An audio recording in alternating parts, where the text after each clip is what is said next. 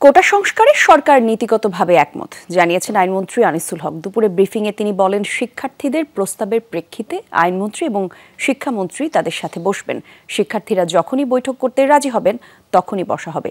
সেই সাথে কোটা ইস্যুতে সর্বোচ্চ আদালতের শুনানির তারিখ এগিয়ে আনতে আবেদন করা হবে। সিলন ফ্যামিলি ব্লেন্ডের কড়ালিকার আর সতেজ স্বাদের পারফেক্ট ব্লেন্ডে স্বপ্নেরা মিলুক টানা।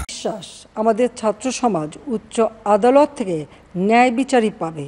বুধবার রাতে জাতির উদ্দেশ্যে দেয়া প্রধানমন্ত্রীর ভাষণের পর কোটা সংস্কারের দাবিতে আন্দোলনরত শিক্ষার্থীরা বিবৃতি দেয়, তারা সরকারের সঙ্গে আলোচনায় বসতে চায়। এর মধ্যেই চলছে দেশব্যাপী তাদের কমপ্লিট শাটডাউন কর্মসূচি। উদ্ভূত পরিস্থিতি নিয়ে দুপুরে গণভবনে আইনমন্ত্রী, শিক্ষামন্ত্রী সহ সরকারের ঊর্ধ্বতনদের সাথে বৈঠক করেন প্রধানমন্ত্রী শেখ হাসিনা। আন্দোলনরত শিক্ষার্থীদের দাবির প্রেক্ষিতে তাদের সঙ্গে বৈঠকে বসতে নির্দেশ দেন আইন ও শিক্ষামন্ত্রীকে।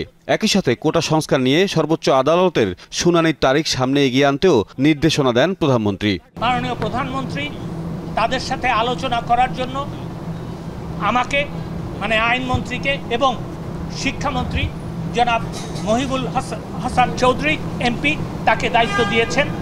আমরা তাদের সাথে বসবো এবং আমরা এটাও বলতে চাই যে তারা যখনই বসতে রাজি হবে, এটা যদি আজকে হয় আজকেই আমরা বসতে রাজি আছি।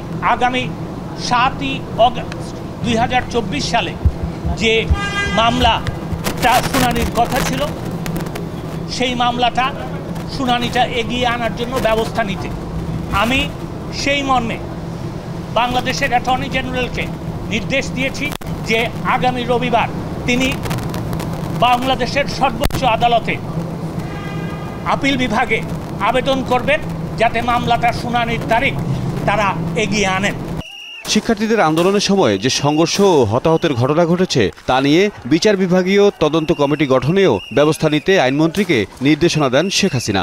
একজন বিজ্ঞ বিচারপতি, হাইকোর্ট বিভাগের বিচারপতি জনাব খন্দকার দিলুরুজ্জামানের কে এই কমিটির জুডিশিয়াল বিচার বিভাগীয় তদন্তের দায়িত্ব দেওয়ার জন্য কমিটি তৈরি করেছি।